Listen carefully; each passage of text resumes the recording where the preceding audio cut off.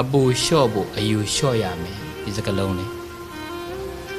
အပူတွေများခြင်းအပူတွေပေါ့ခြင်းအယူလျှော့ရမယ်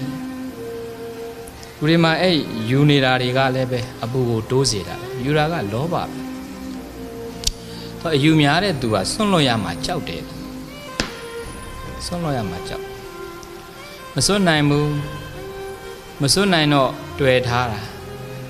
တွေ့ထားတော့တွေ့တာများတာနဲ့အမြတ် तू ကအပူကပိုတိုးတာအတွေ့ဆိုတဲ့သဘောကလူကိုပဲတွေ့ပစ္စည်းဝိထုကိုပဲတွေ့ရင်ပူတာတွေ့ရင်ပူတာ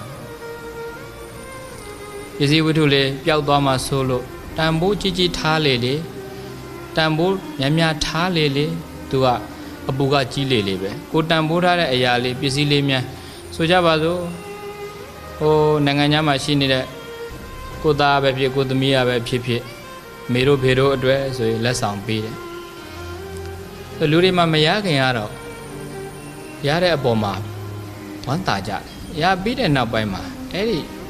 ရထားတာတွေကစိတ်ထားမတက်ရင်ရှိတာနဲ့အမျှအပူကတိုးတာ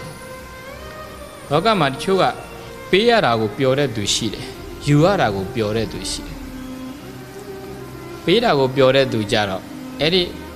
ပေးခြင်းရဲ့နောက်မှာသူကပီတိတွေပဲတိုးတက်တယ်ယူတာကိုပျော်တဲ့သူကြတော့ရတဲ့အခိုက်အတန့်မှာပျော်ရပါမယ်အဲ့ဒီနောက်ပိုင်းမှာစိုးရိမ်မှုတွေတောကတွေပဲတိုးစီတယ်